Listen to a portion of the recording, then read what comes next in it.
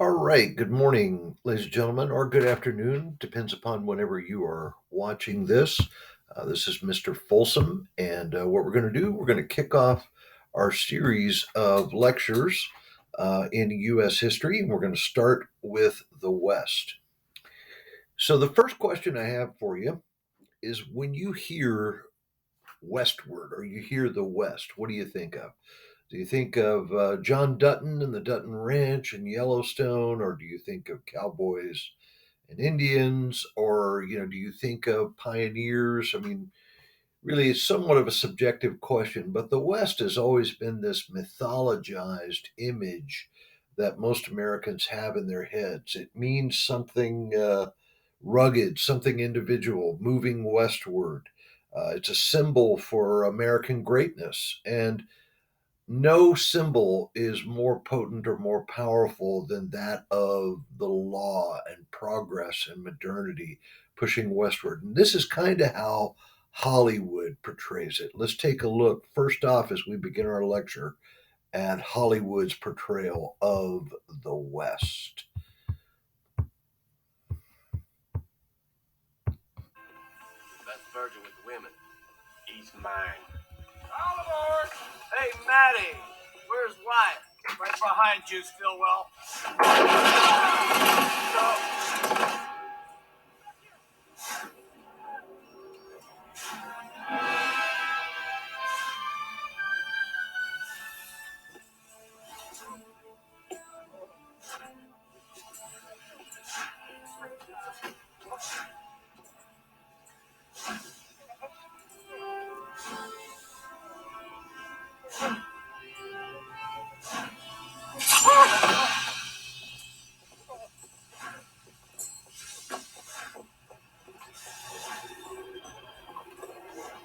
All right, Clanton. You called down the thunder, well, now you got it. You see that? It says United States Marshal. Wyatt, please don't kill me. Please. Take a good look at him, Mike, because that's how you're going to end up. The Cowboys are finished, you understand me? I see a red sash, I kill a man wearing it. So run, you cur. Run! Tell all the other curs the law's coming. You tell them I'm coming, and hell's coming with me, you hear? Hell's coming with me! All right. Really good scene from a really good movie, Tombstone, with Kurt Kurt Russell as Wyatt Earp, very famous lawman. So let's move on. The West. Now, the essential question in the West is what contributed to the settlement of the West? What was it that led to the settlement of the western portion of the country? And that's what I want you to think about and see if you can answer as we progress here. Part of that answer will be exploring the background of Western settlement, and that would be population growth. Now, one concept that you need to understand in my class is that war is expensive, and war often will lead to different or differing economic times. And in the era after the decade almost directly after the Civil War, the population of America in 1870 was at about 38 million. Now, by 1900, with no wars, the population nearly doubled to 76 million, and this is with the beginning of what we see as a latent industrial revolution in America. The Industrial Revolution had kicked off dramatically a few decades before, about 100 years before, in England and in Europe. And now that progress is making its way to America. And you have a population that is burgeoning because you have a lot of immigrants coming looking for jobs. And in 1920, the population doubles to almost 106 million. Now, if you look at industrial value or gross domestic product, in about 1870, $531 of goods and services were produced per person in America. Now, 30 years later, that doubles to about $1,000 in gross domestic product, which was really dramatic growth. That is an indicator that population is growing and growing exponentially. And if you look at that chart, during the at the beginning of the Civil War, if you look at urban versus rural, the majority of Americans lived in the rural sector of the country, and a moderate amount, basically under 10,000 per city or hamlet, if you want to call it, uh, lived in the urban setting. And as the Industrial Revolution starts to climb in 1870, 1880, 1890, let me see if I can move my picture here. 1890, what that does, 1880, you start to see a shift. 1890, you continue to see a shift. 1900, it's getting larger. Right about 1910, 1920, the nexus shifts basically, where you have urban outpacing rural, and 1930, right at the cusp of the Great Depression, you have more people living in cities than were living rurally in the country than ever before. And question I have for you is, what do you think's going on there? For those of you that said jobs, you're absolutely correct, because that basically is where the population is shifting. They're going to the cities because of the industrial output of the country, and jobs are starting to grow, and cities are growing as well, and they're attracting people. All right, let's keep going. Now, let's take a look at the railroad, because railroads in America are very important. And if you look at the growth of the railroads in 1870, you have about 53,000 miles of track. And the problem that you have between north and south is that you have two different types of railroads. In the upper north on the eastern seaboard, you have a very wide gauge of rail, and that is a different rail system than what you have in the south. The south has a very narrow gauge rail, and it's quite different. So a lot of the lines in the north could not reach further south, and so population was limited basically to the north.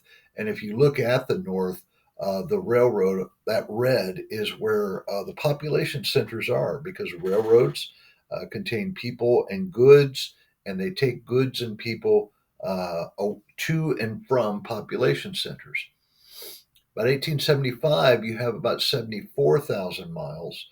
And once again, exponentially, 1880, you have 93,000 miles, 1885, 128,000, and so on. 1890, you have 167,000, all the way to about 1900, where you've got about 207,000 miles of track. Now, of course, what's important to remember is that directly after the Civil War, one of the big things that brings the country together is the Transcontinental Railroad. And that's that single red line that's stretching from about Sacramento, California, there in California, all the way across the country to connect with sort of the middle portion of the country in Iowa, the Nebraska territories, and the Great Lakes region, because that's where the major population and trading centers were for the country, and also on the eastern seaboard. Now, take a look at this. This is what you see in 1890. You see a dramatic increase. That older, narrower gauge in the south is still there, but a lot of the larger gauge railroads are running down into the south in the 1890s. And when you see railroads grow, you see progress and you see economic activity. All right. The other factor involved in the settlement of the West was land policy. And land, you have to ask yourself this question: why is land important? And the same holds true for today. Mark Twain, the very famous humorist and satirist in American history, who we'll talk about in the next lecture, Mark Twain, he said his economic advice, if you're buying something, he said, buy land because God isn't making any more of it. And while that may be humorous, it's actually quite true. Land is a valuable commodity, and land equals power. Land equals purchasing power and the right to control your own destiny. Property ownership, owning property, is also very much a key to freedom. If you own your own land, you own your own home, you're not subject to the will of a landlord. You may be subject to the will of a government that seeks to tax you, but uh, if you have land, you have a fair shot at making your way in the world. And what the government does, they want to see the West settled. So they start with a proposal of the Homestead Act of 1862, where they offer 160 acres of public land to anybody basically who can live on the land for 5 years. The requirement is that you live on it for 5 years. 160 acres of public land will be given to you. The only thing you have to do, live on it and improve it. Now, improving it can be building a structure on it. It can be finding a water source, which would be very important in determining where you settle and where the land is, and growing a crop and starting to turn over a profit. Because the government's thinking this way. They're thinking, we can't tax them eventually, but once they start to grow a crop and they start to turn a profit, then the government's thinking, okay, we can tax this land and we can make revenue. That's the 5 to 10 year plan of the government.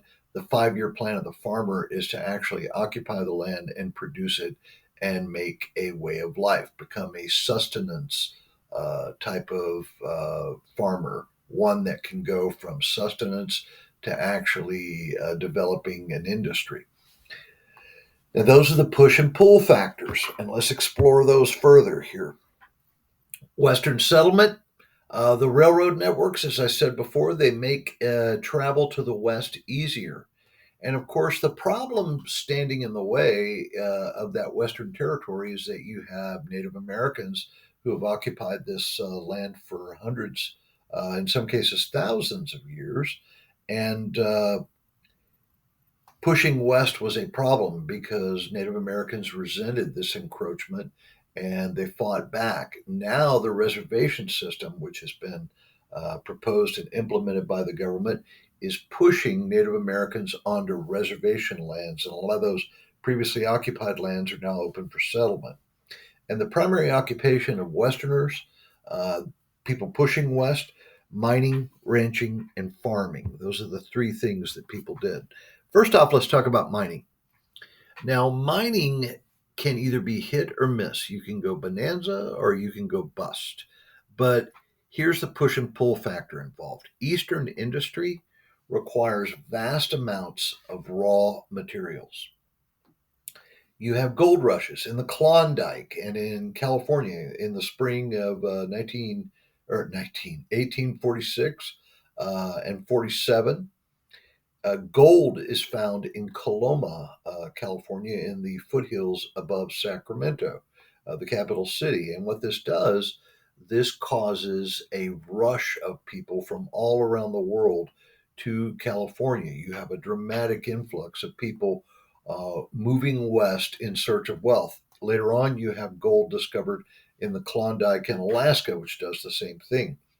And what you see is that you have mining towns develop. These are towns that are often 90% male, very ethnically diverse. You have a wide mix of Chinese, of, uh, of whites, of blacks. But the whites primarily were the industry. They were the people that owned the mines. Mining towns were rife with pollution. People worked long, hard hours.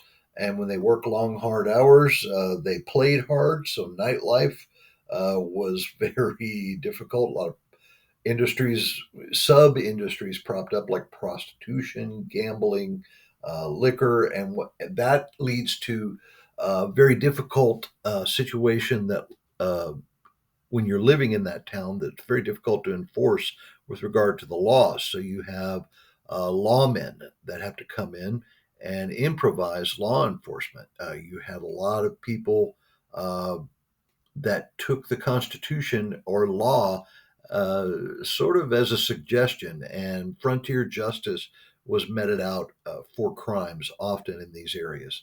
You also have boom and bust cycles.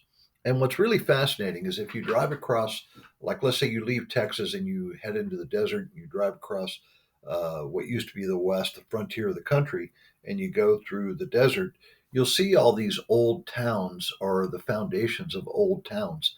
And a lot of times these towns were either too far from the railroad or the railroad missed them or the mine petered out where these towns developed.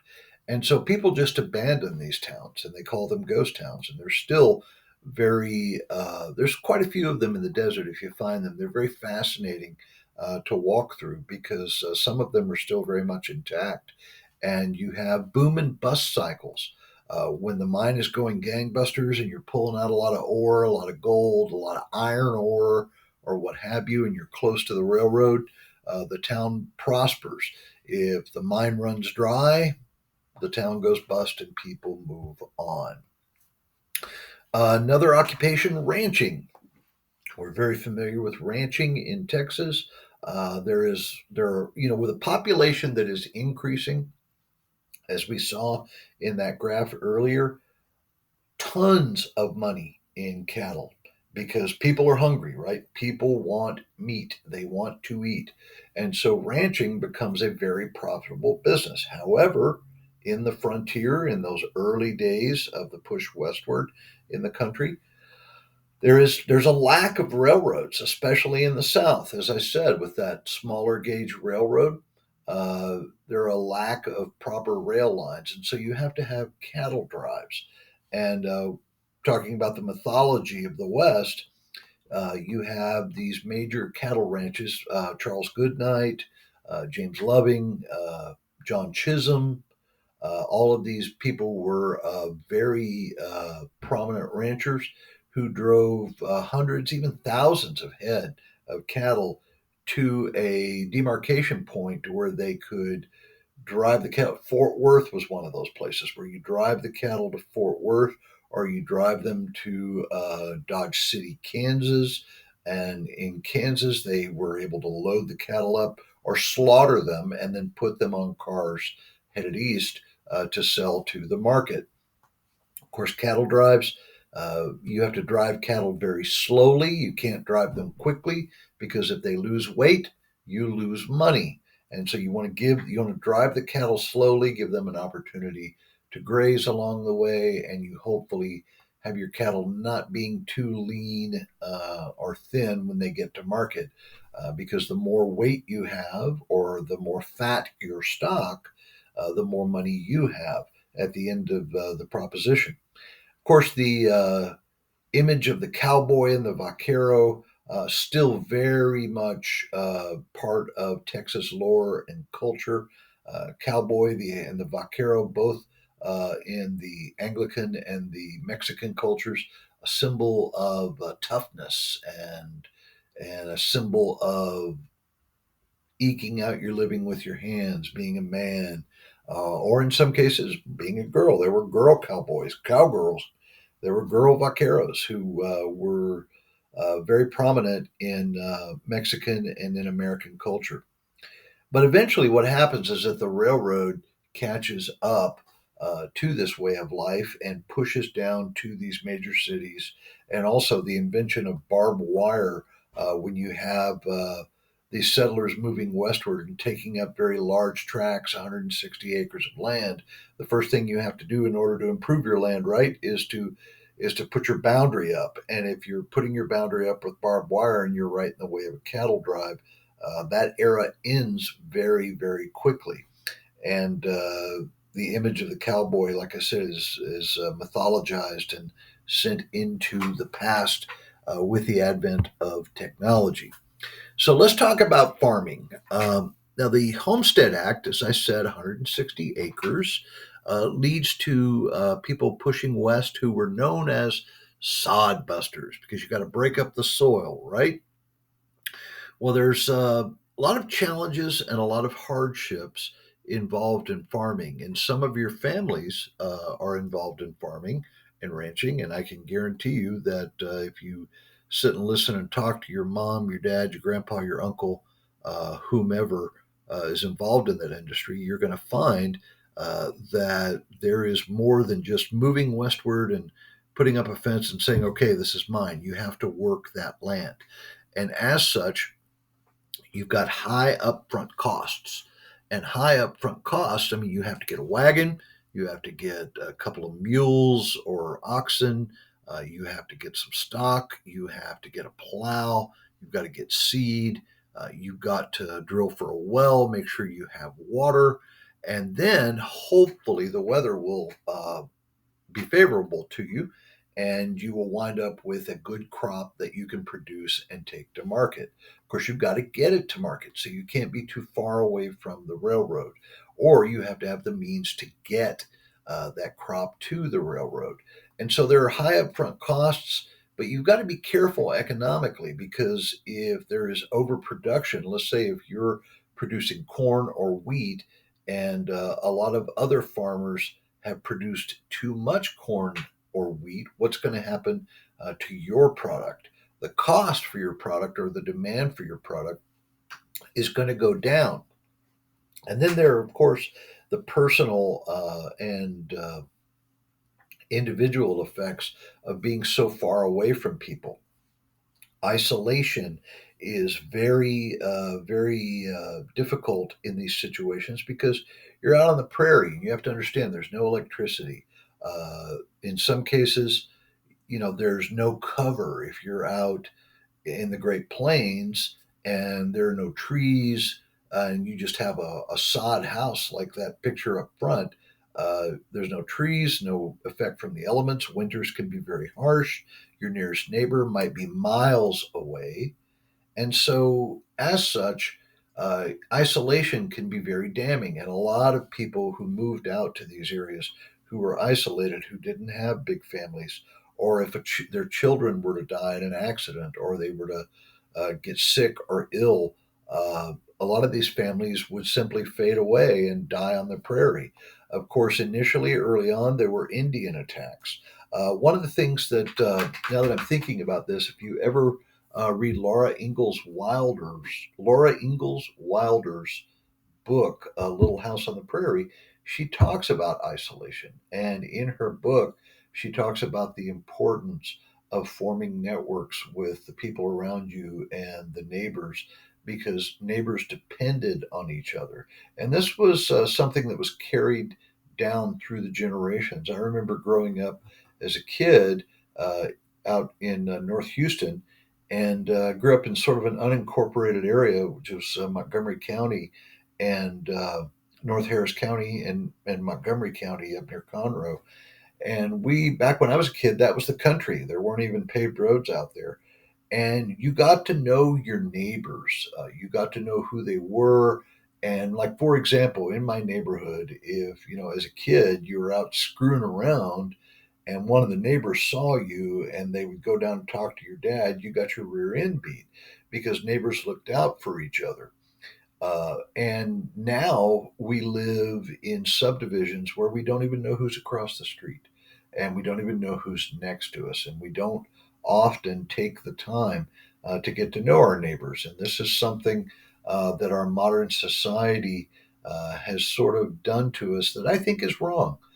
Back then, you did get to know people, but you got to know people out of necessity to avoid isolation.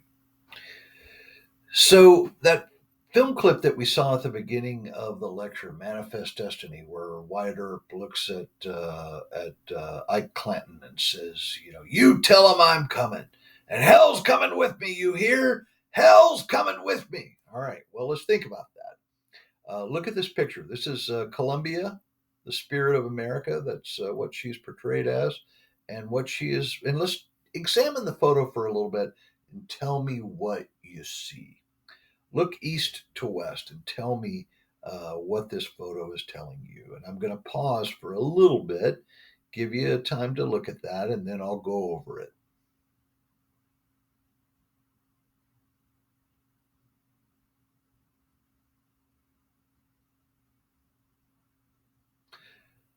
All right, that should be enough time.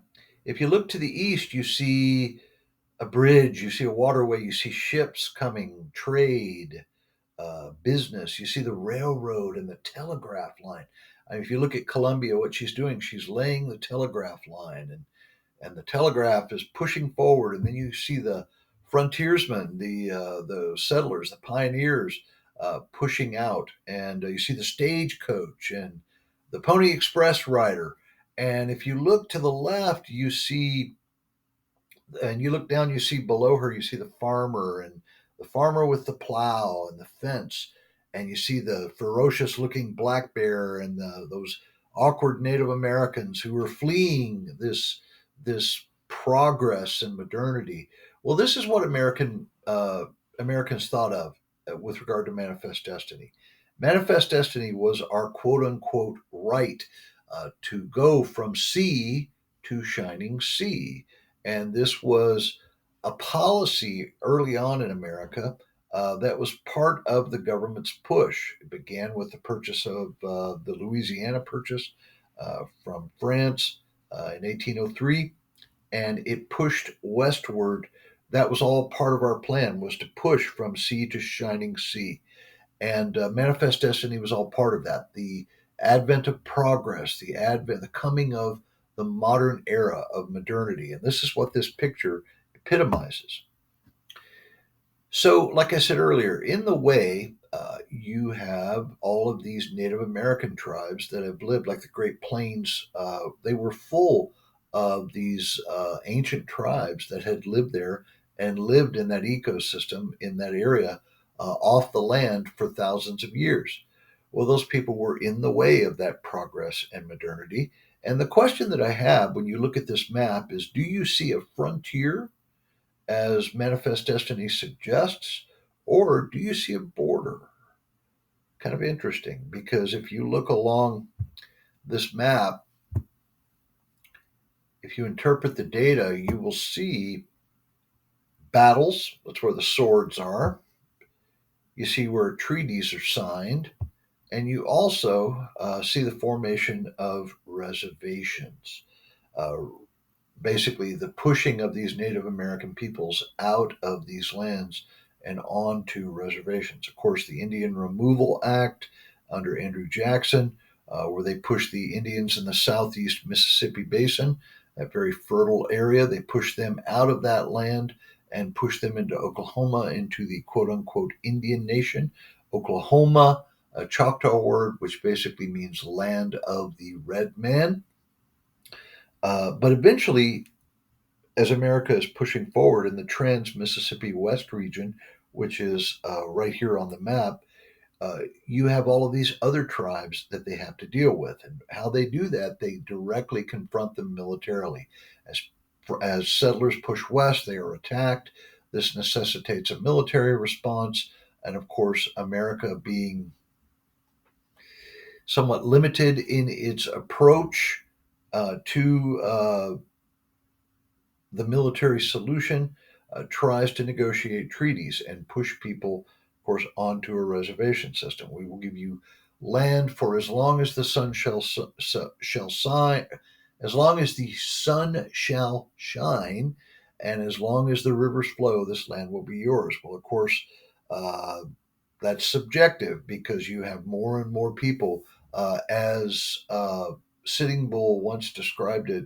Uh, the whites come like the stars in the sky, and which means that he sees the stars in the sky are numerous, and the whites are as numerous as the stars in the sky, and they are pushing to overtake us. And this eventually occurs, but not without some difficulty. And we're going to talk about that here next. Part of the problem that you see in history, in the battle that would erupt for the western half of the continent, part of the problem, you have the first part of the issue, which is the Civil War. And for those of you who were in my 1301 class and 13, and now you're in 1302, but 1301, we talked about the Civil War. You talk about two separate nations being on the same continent. You have a North, which is an industrial nation, and then you have a South, which is an agricultural nation. And these are two very distinct ideologies, two very distinct governments that have formed. And the roots of this can be seen in the Federalist versus anti Federalist factions of the government that started back in colonial times. And one could argue, and there are several, for example, British scholars, one that I am very fond of, Dr. Stephen Bennett. He argues that the Civil War was not the American Civil War did not occur. It didn't start in the 1860s.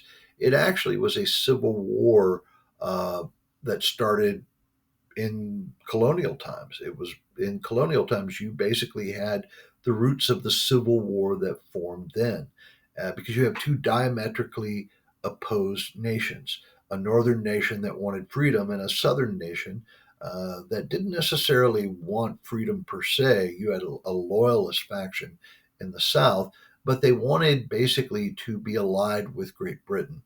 And so that nation fought against the North and they lost. As the Civil War progressed, though, you had a military doctrine espoused by William Tecumseh Sherman, who felt that the only way to break the will of the South to fight was to literally break them. And his march to the sea was total war, where he lined up and he burnt and pillaged everything from Tennessee all the way to Georgia, to Atlanta. And he burned everything in his path. Now, this is called total war, and it broke the will of the South. Now, war changes men's natures. Men who are normally calm, who are normally sedate and reasonable, when they are in conflict and in a battle, their natures are changed. And as so, you have thousands of these soldiers, both officers and enlisted alike, who are engaged in this very uh, nature changing endeavor where you go from being a reasonable person to someone who exacts total war on people. You shift them from the Civil War to the West, and you're dealing with a population of Native Americans who were here first, uh, but who are now seen and who are, in some cases, rightfully standing up for their rights of ownership of property and reacting against what they see as an invasion. Now, you take these soldiers who have been involved in this conflict in the Civil War, and their template, the mind that they have, and how they see their enemy, is an enemy to be eliminated, to be uh, basically taken out, and the goal is eventual modernity. Like I said, pushing forward to take this land. And so, what you have these soldiers who already have this. Uh, Total war template combining with local militias who have probably experienced the depredations of Native Americans when they were pushing forward. And their reaction to these people is to just simply eliminate them and take them out, employ total war on them. And one of the most heinous, I think, battles ever was the Sand Creek Massacre, which also was known as the Chivington Massacre, which was enacted by Colonel John Chivington on November 28th and 29th in 1864.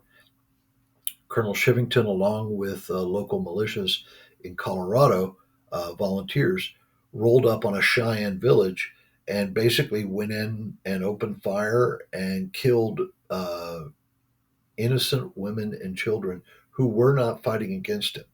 He gave them no advance notice, no advance warning. He just simply rolled in and eliminated them. Now, the reaction of the troops, or why they did what they did, was because of the depredations that the Cheyenne had enacted against the settlers earlier, and they were looking for revenge. However, I can totally understand fighting against an armed brave as a soldier or an armed soldier. I can understand that aspect of of combat, but these were men, women, and children. And what happens is there is a tit for tat. 400 Cheyenne are killed, and the Sioux and the Cheyenne, led by Chief Red Cloud, retaliate. They kill 81 soldiers. And eventually there's a stalemate, and it leads to the Treaty of Fort Laramie. Uh, that's a temporary ceasefire. But what happens here with the Sand Creek Massacre is that things do not start well, and it creates a deep distrust in the Native American mind towards the U.S. Army. And there's a very good movie clip here I want to take a look at. You can take a look at it and judge for yourself. This, I think, is fairly accurate, and I'm going to play this here. So, this, I think, is pretty much how it initially went.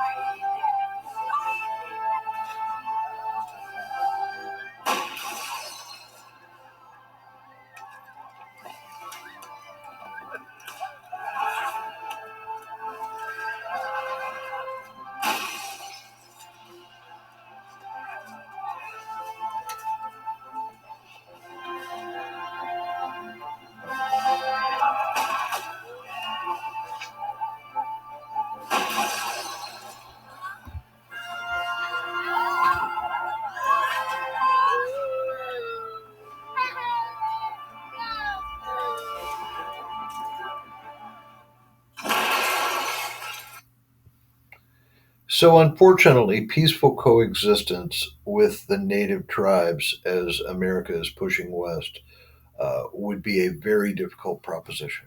And it would not resolve itself. And in some cases, it has not resolved itself, especially in the West, like in Idaho, in Montana, where the Sioux still live. There's still this deep seated intransigence in the minds of Native Americans when it comes to the federal government. And in my opinion, and this is totally opinion, this is not fact, I think they have a very legitimate gripe. And I think that they are right to be uh, distrusting of American intention. All right. So, but let's rewind it back to the context of the time frame. So, the Sand Creek Massacre is one of the starts of a dramatic uptick in the Indian Wars, and war does start back again. Now, that very interesting picture of that very young looking and a very deep blue eyed general. That guy is George Armstrong Custer.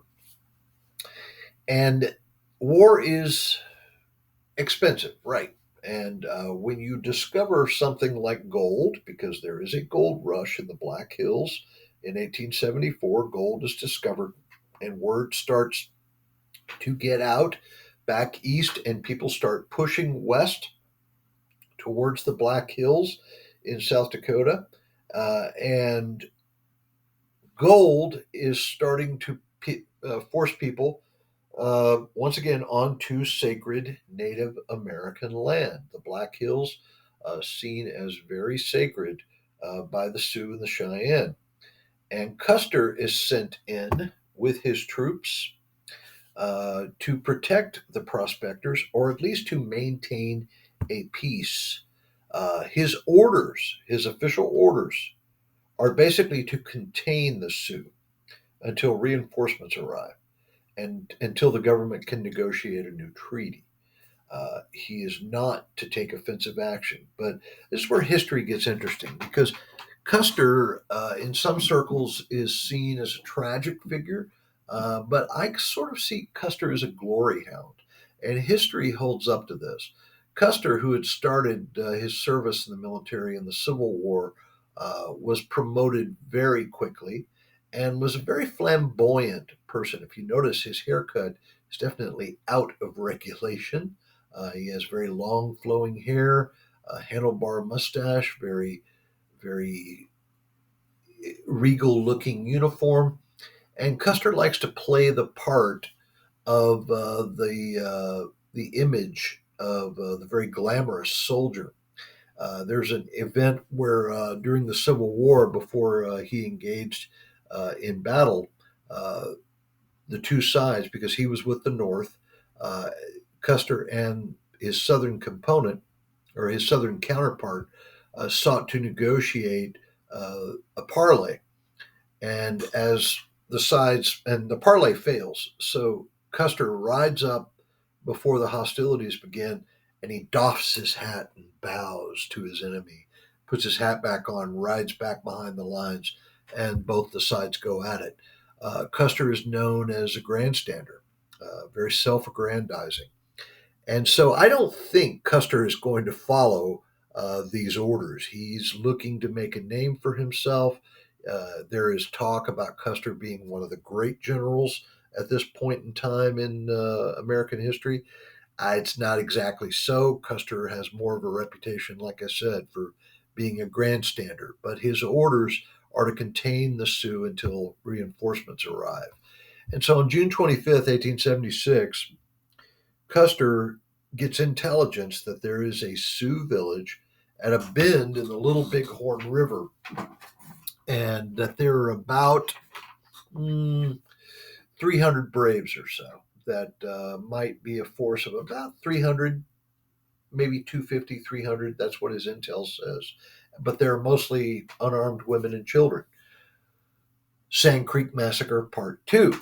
Okay. Now, what Custer does not know is that Crazy Horse and Sitting Bull, who they're very much aware of the Sand Creek Massacre in Colorado, they have laid a trap for Custer. They have lured him in to what he thinks is a very sparsely defended village of Native American people, and they attack with 3,000 people. They have outnumbered Custer dramatically, and Crazy Horse and Sitting Bull basically kill Custer's entire 7th Cavalry Regiment. He decimates them and kills them. There are no survivors. Now, reinforcements will arrive and defeat the Sioux months later, but history, instead of portraying Custer as the foolhardy grandstander that he is, portrays him as a martyr. Now, it's really tough to try and determine if he was a martyr or if he was a grandstander. I think the evidence points towards Custer being more foolish than he was wise, but I'll let history tell it here. I've got a film clip, and what we'll do, we'll talk about that. But miscommunication is the constant theme here. Miscommunication not only between Custer and the Indians are between the U.S. and the Indians, but between Custer and his chain of command. Let's take a look and get a fairly objective view of Custer's last stand.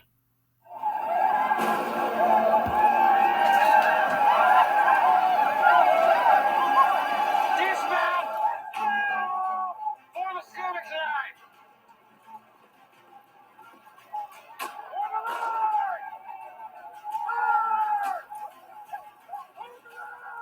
Watch your flank! Custer's men are pushed back. They take up defensive positions along a ridge line, surrounded by thousands of Sioux and Cheyenne, led by Crazy Horse.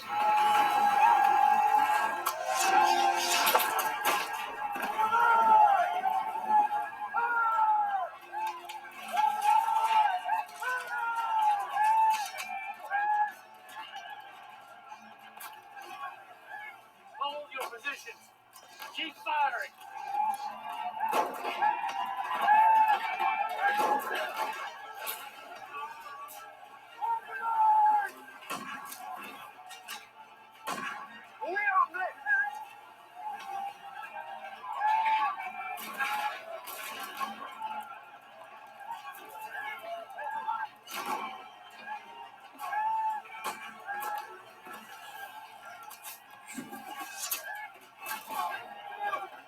Hold your positions. Take out your saber.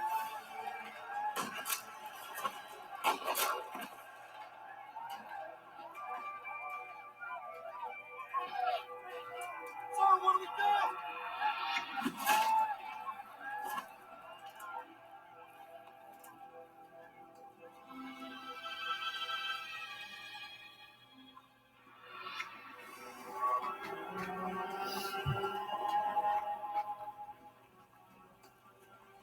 We have all this imagery of the Indians closing in and his regiment being a very compact group.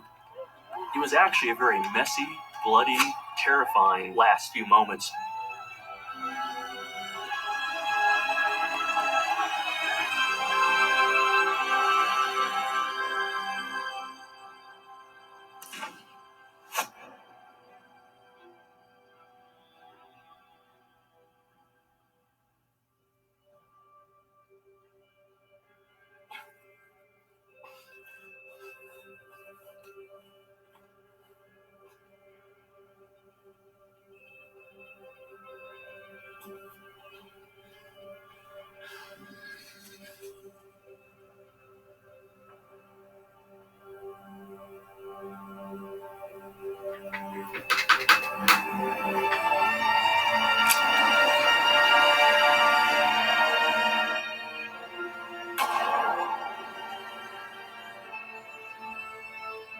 A lot of men said, the thing is save the last bullet for your life. Maybe Custer committed suicide.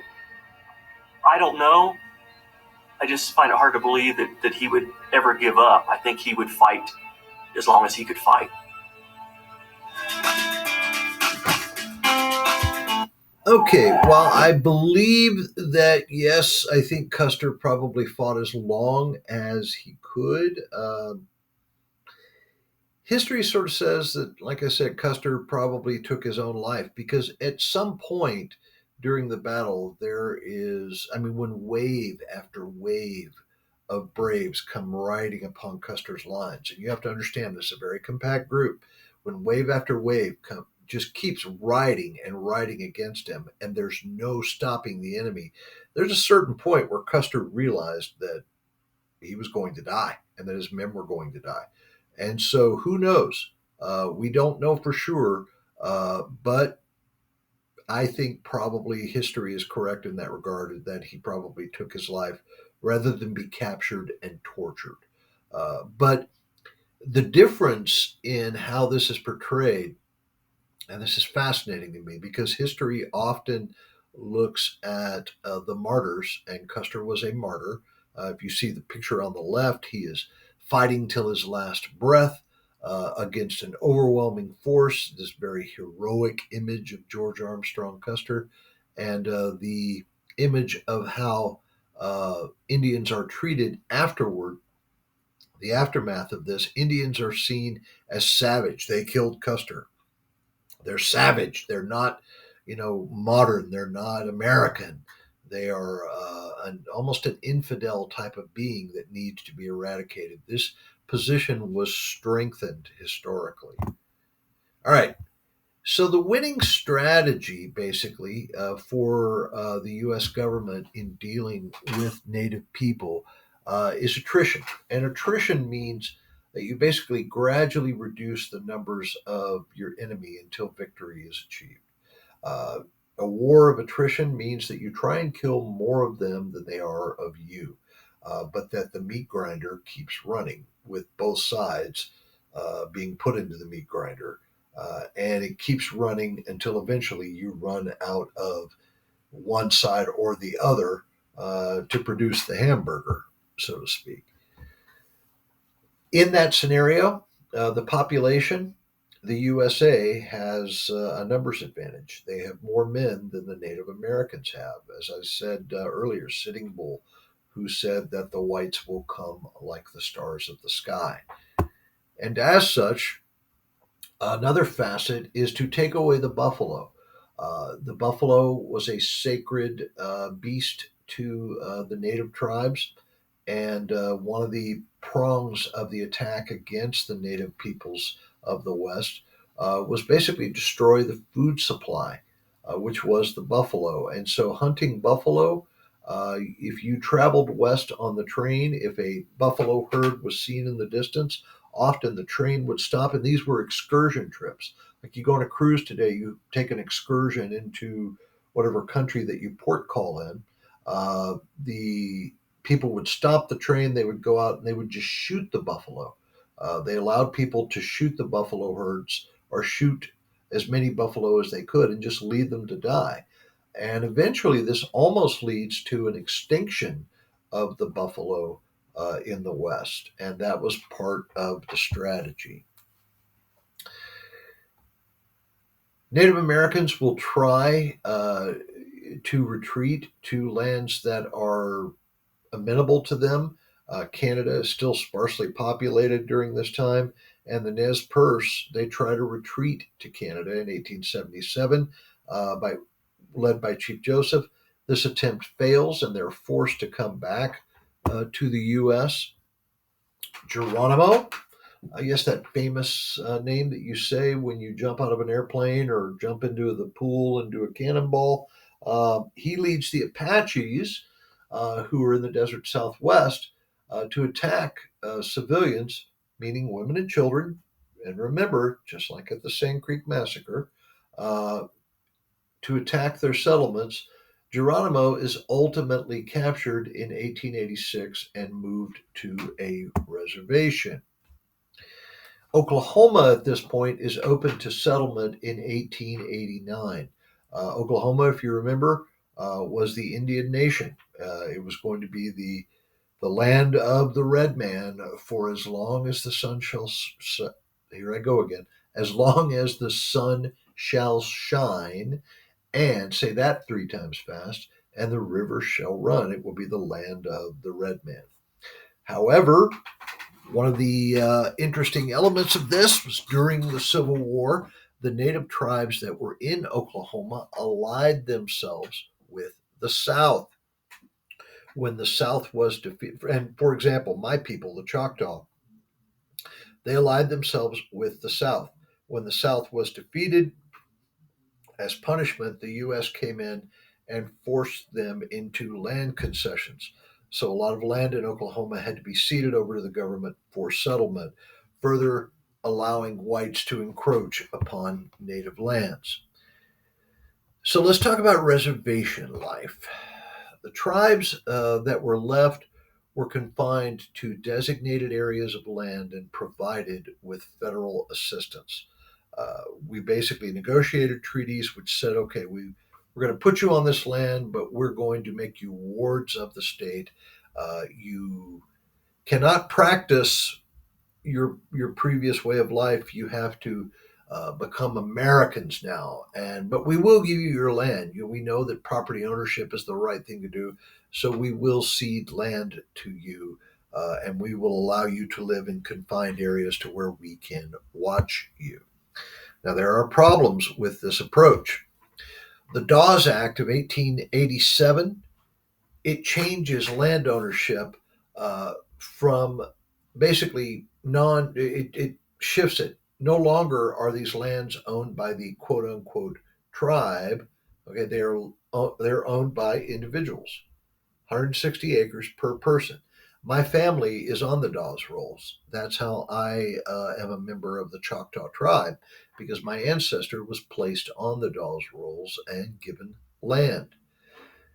Now, there's an issue here because you have a native way of life, which is often, in the case of the Apache, nomadic. These are nomads, they're not farmers, and trying to make them into farmers, because if you remember the deal on the Homestead Act, 160 acres of land as long as you can improve it. It's a little difficult to shift someone who has been a nomadic hunter into a farming lifestyle. And if you can't keep the land up, the land can be taken away from you. It can be deeded out from under you. And this is the objective of the U.S. government with regard to Native Americans. It is to basically assimilate them into white culture. And if you look at me, I look mostly white. However, I am a Native American. I'm a Choctaw. And I am the image of what the U.S. government wanted. They wanted Native Americans to meld into the fabric of white society, and then they wouldn't have to deal with this land and all this tribal sovereignty stuff. They could just let that go, and whites would take their position in white, or natives would take their position in white society. That is what their objective is. And they do this through education and Americanization. And here is an example of that. Native American boarding schools.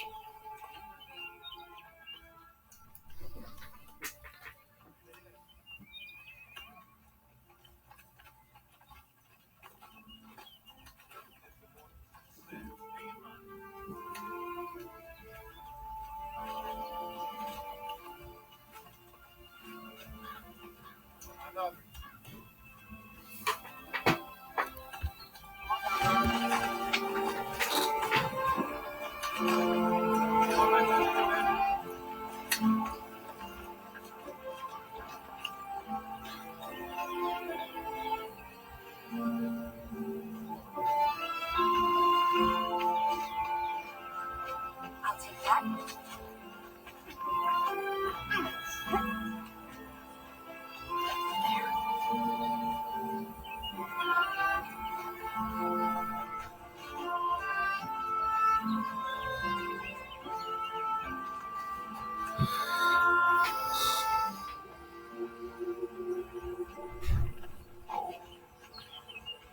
You're gonna be all right.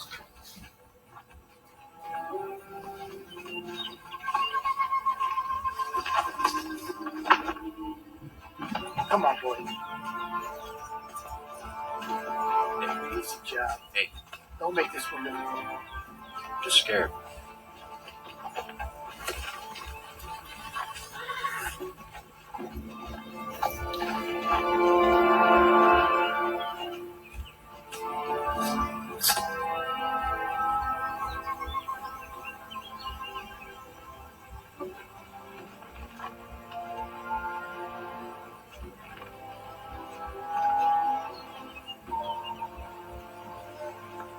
You see these marks? Each word is a white man's name. You will choose one of these names for your own. Begin, please.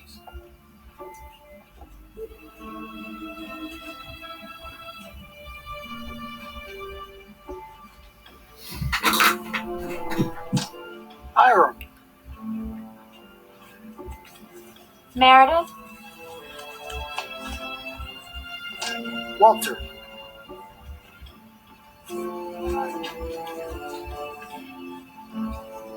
Carl.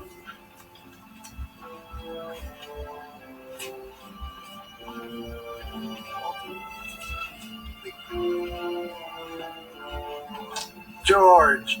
Abigail.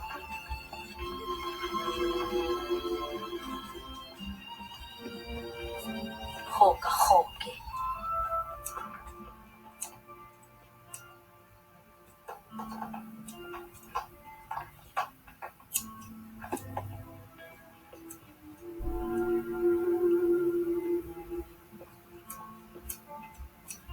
Pehe luhamila.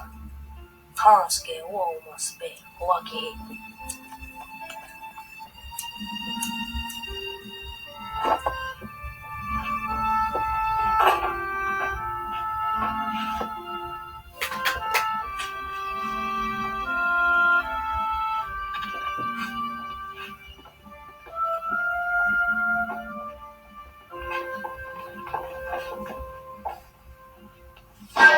Stop that boy, Mr. Wheeler!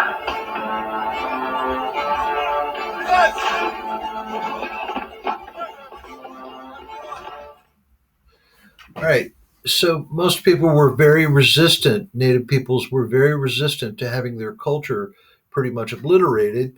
And how the U.S. government did that was, for example, in Oklahoma, probably the closest to us in Durant, you had Wheelock Academy for the girls, and then you had the Jones Academy for the boys. They were segregated into by gender, and they were sent to these academies to learn white ways.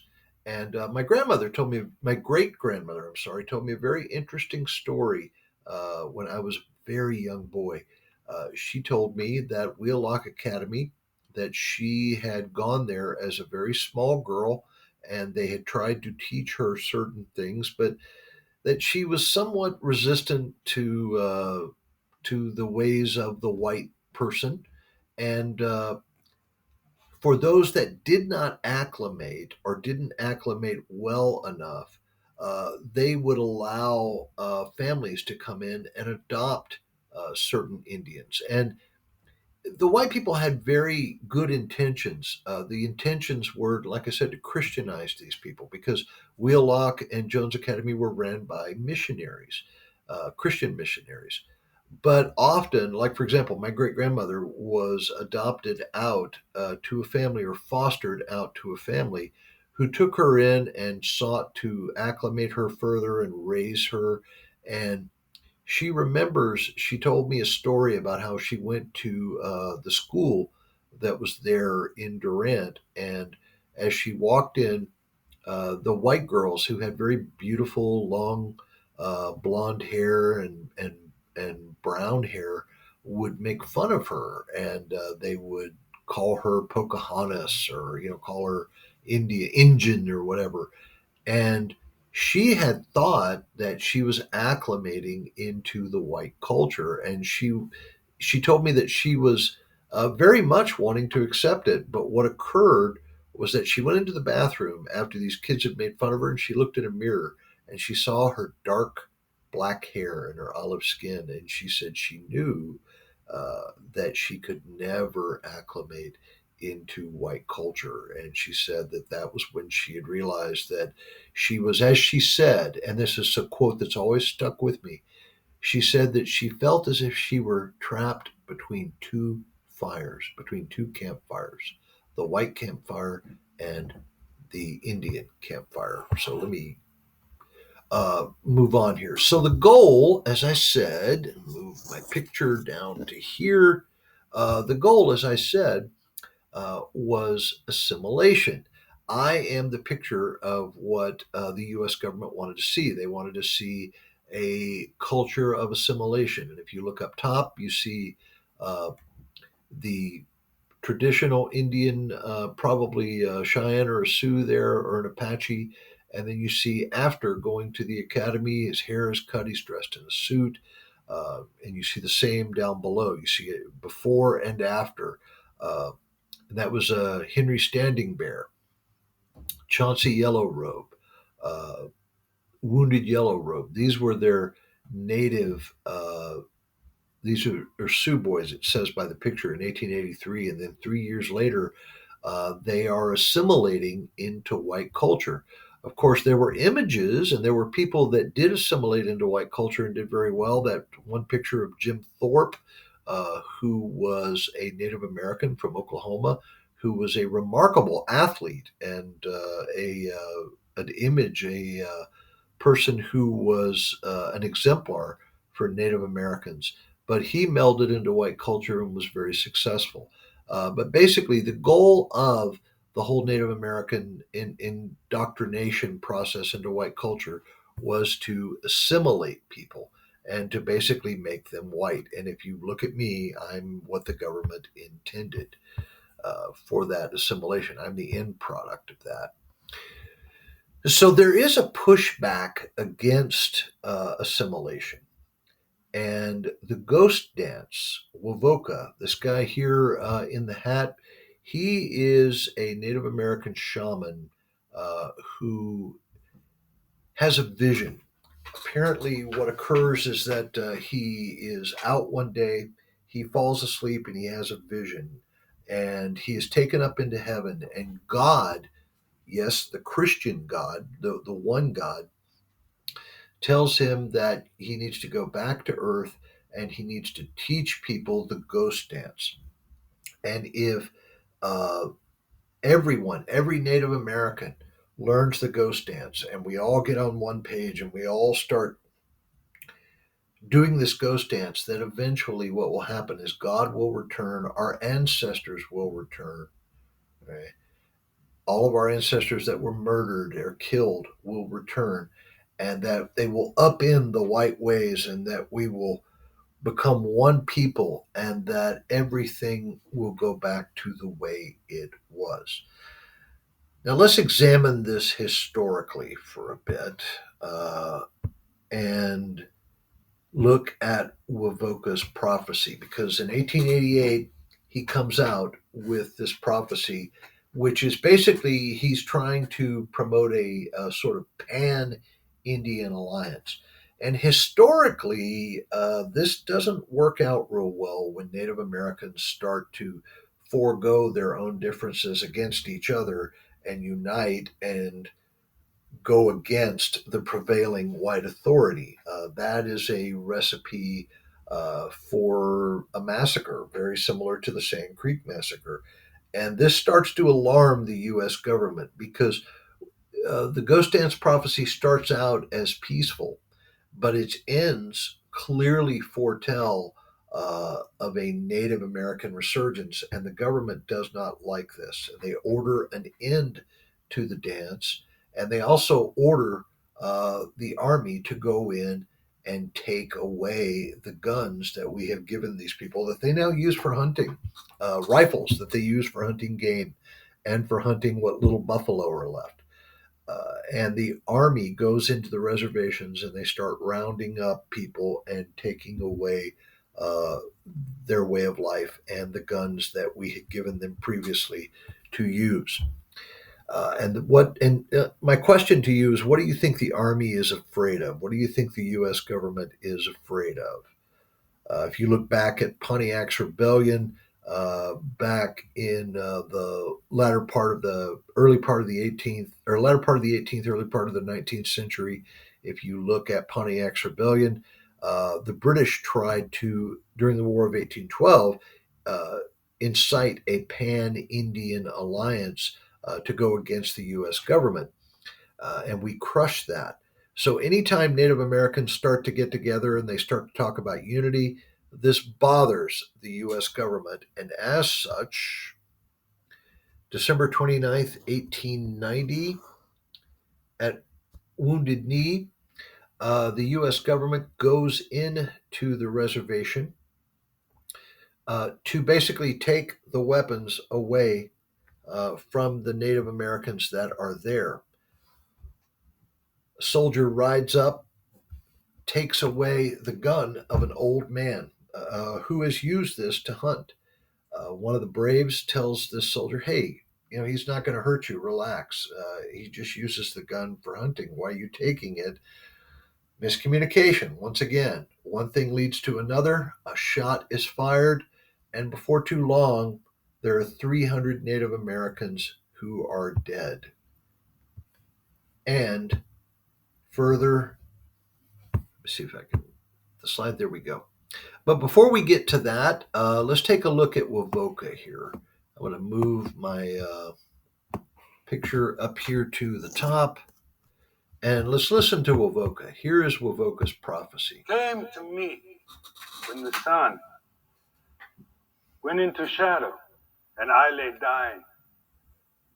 And in my death, I saw the heavens of the white robes. Yes, it is as they describe it. But also there, my children, all the Indians that ever roamed this earth, all your beloved ancestors and mine, and those young ones who were taken by the white man's diseases. Do not grieve for them. They want you to know that they are happy. Yes. And you should not grieve for yourselves, because here is what the white robes did not tell you. The white man, my children, will soon be no more.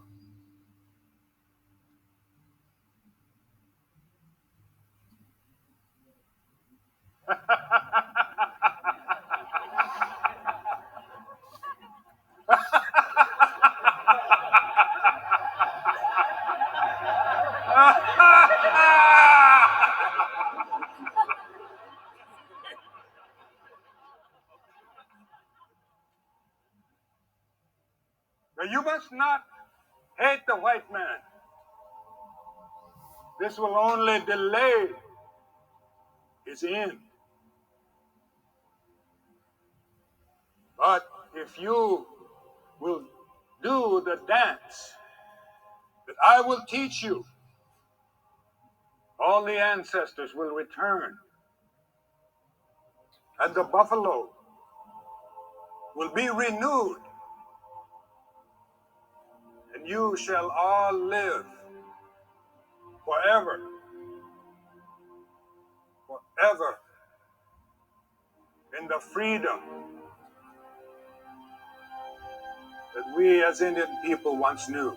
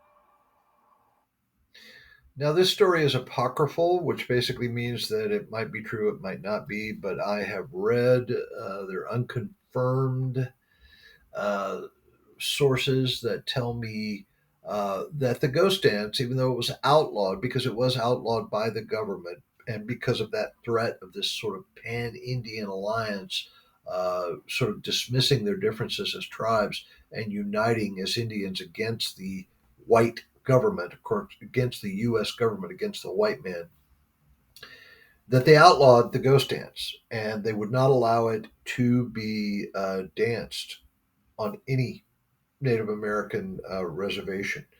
And the U.S. would react strongly to this dance being performed.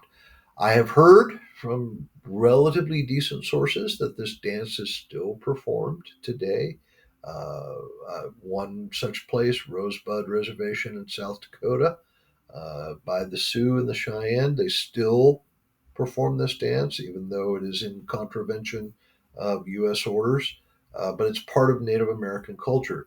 And what's fascinating is that if you look at the Ghost Dance prophecy, Wovoka didn't really give a timeline for this prophecy. He just said that if the dance was danced, that eventually it would hasten the demise of the white man.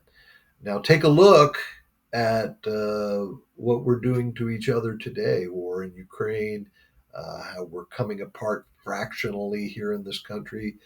You have Democrats, you have Republicans, you have liberals, you have conservatives, and we're starting to factionalize. We're starting to balkanize. I think Wovoka may have been onto something here, but that's just my opinion. And we'll move on. Let's move on to the next slide. And more on that later. If you guys want to talk to me about that later, come and find me. Okay. Okay. So, what this leads to is the massacre at Wounded Knee. As I said earlier, uh, because of the Ghost Dance, because of the threat of this Pan Indian alliance, the government orders the U.S. Army to go into reservations and to confiscate weapons, to confiscate rifles and guns. They roll up, they give out orders. You're no longer allowed to perform the Ghost Dance. And what occurs is that an old man has a rifle, and a soldier sees it. He goes up to grab the rifle. Young Brave stops him and says, "Wait a minute! Don't pick on him. Don't pick on him. He's an old man. Leave him alone." He uses the rifle for hunting, and words are exchanged. A fist is thrown, a shot is fired, and before too long, all of the soldiers open up and they kill 300 mostly innocent women and old people and children. December 29th, 1890. 400 years of conflict at this point, if we're going to look at a marker. 400 years of conflict in Native American and white U.S. government relations is basically ended. And in 1890, the census declares that the frontier of the country is officially closed. There is no more frontier. We have, in essence, conquered the West, and Manifest Destiny has went from sea to shining sea. So let's take a look as we close things out here. Let's take a look at how Hollywood, and this is once again, I think, a fairly decent historical interpretation of how the massacre at Wounded Knee occurred. And this is from an adaptation of the great book, Bury My Heart at Wounded Knee. And this is a Hollywood adaptation of that. And I think this is probably fairly accurate. So let's take a watch here.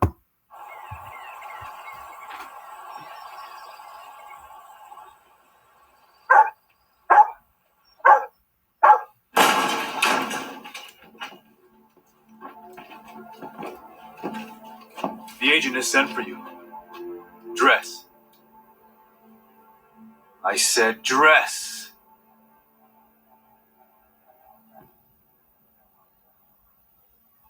Your eyes are getting worse.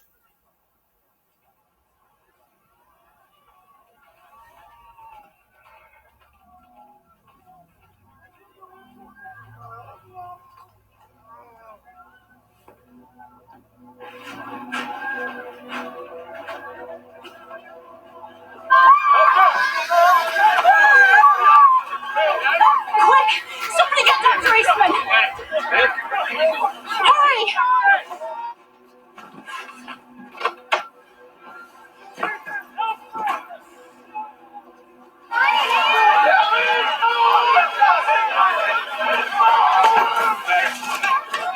This way!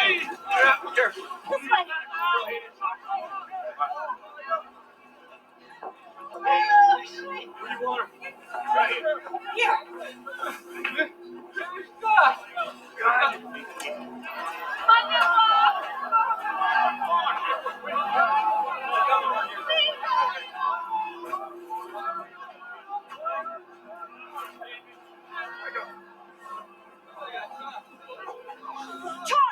Charles, hurry! What happened? I'm shot.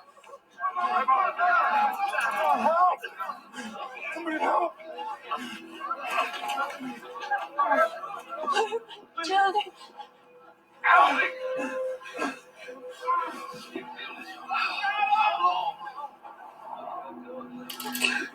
What happened? You're my children. Tell me what happened. They came for my father-in-law. They came to arrest Sitting Bull. They came to take him away.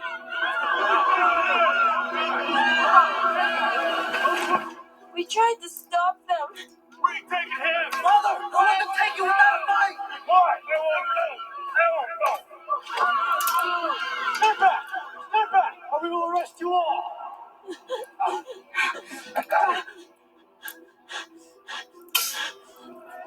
The horse.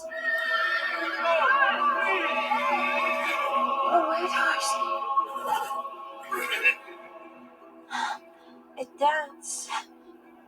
We all turned to look at it. What dance was it dancing? And he fired.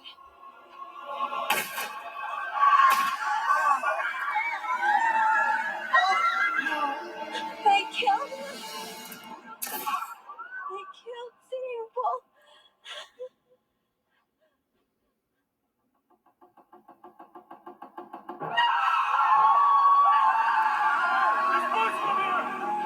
They shot Crowman.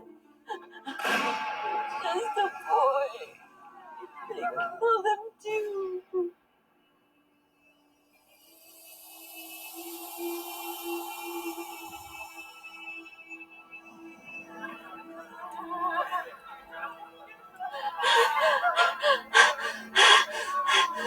We ran away, but the soldiers found us. They took us to Wounded Knee Creek.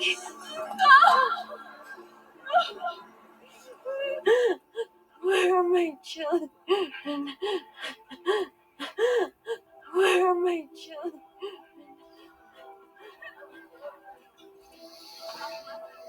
Doctor. It was at Wounded Knee, near where we were dancing.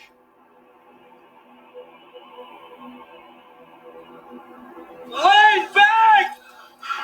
They tried to take our weapons.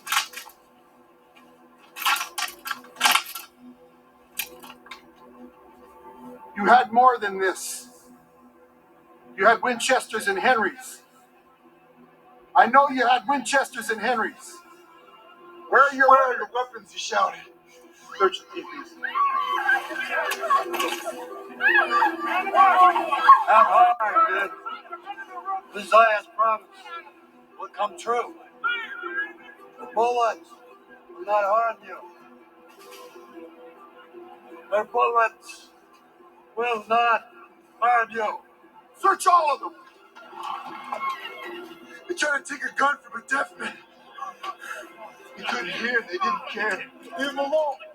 I can't hear you.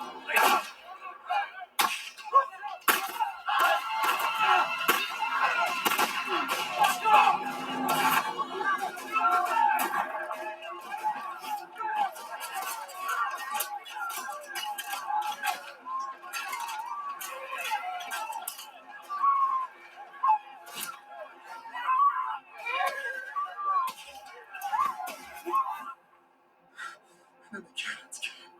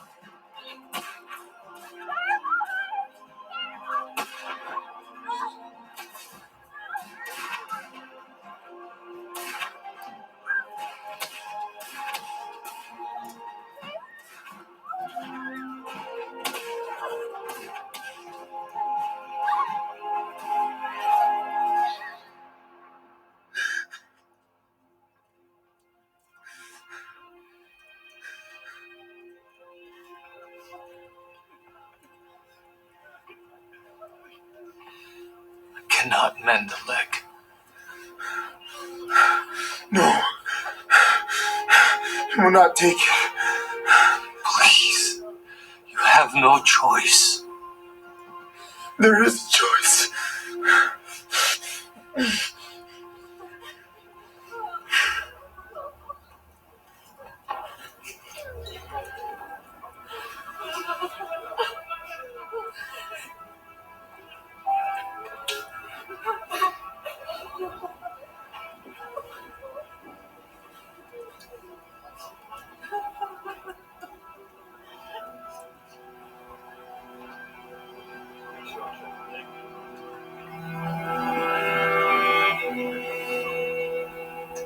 We didn't fire first. I swear to Almighty God, we did not fire first. Blue Coat, you whites use many weapons against us. Do not have such a bad heart about it. We have always feared your guns the least.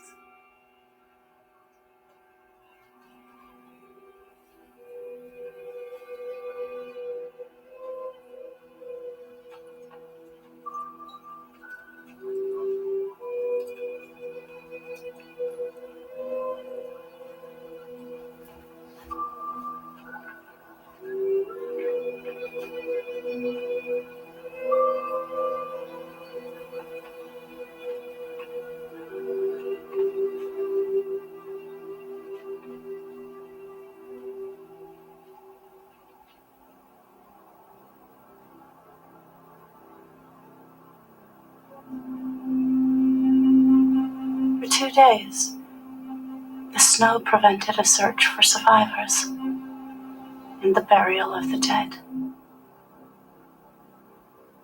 From that day on, nothing would be the same. Not for the Sioux as a people, and not for Charles.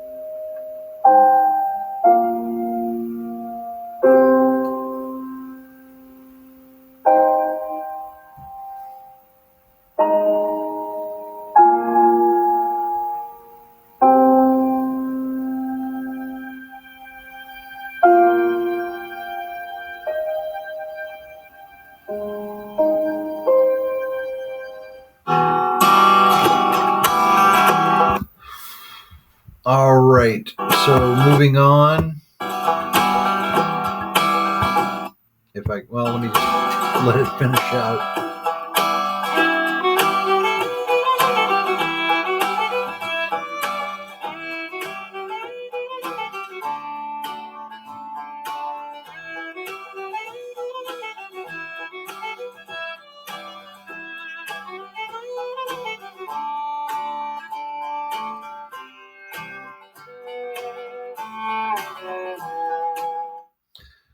Okay, and the implication there at the end. Come on, next. The implication there at the end is that Sitting Bull's spirit still roams the Wounded Knee reservation, the massacre at Wounded Knee. And I've not been there, but I've talked to a couple of colleagues who have been and who have walked that the site of the massacre, and they tell me that and of course I don't know if this is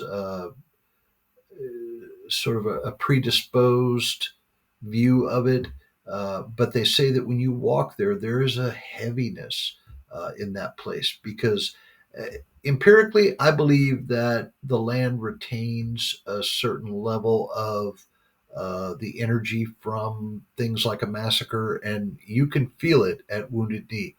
But that basically is, if we're going to chart the end of the frontier and the end of the push westward, Wounded Knee would be the final event that sees an end, in essence, to the frontier. So, in summary,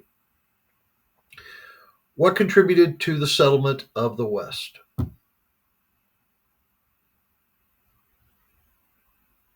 Okay, well, for those of you who are thinking or saying population growth, land policies, the railroad, mining of gold and silver, you are absolutely correct. Next question. What were some of the problems faced as they, being white settlers, sought to establish their homesteads? For those of you who thought debt, isolation, overproduction, location of railroads, and Native Americans, that would be correct. What was the Homestead Act? 160 acres of land, free. Just improve it within 5 years. Okay, what was Manifest Destiny? The belief that America was destined to go from sea to shining sea. What was the goal of the U.S. government as it pertained to Native American population? Assimilation into the white populace. Think me. Who was Wovoka? He was a Native American prophet and shaman who initiated the ghost dance. And that's it. Next up, the Gilded Age. And I will see you on the flip side, and we will come back then. See if I can figure out how to get this.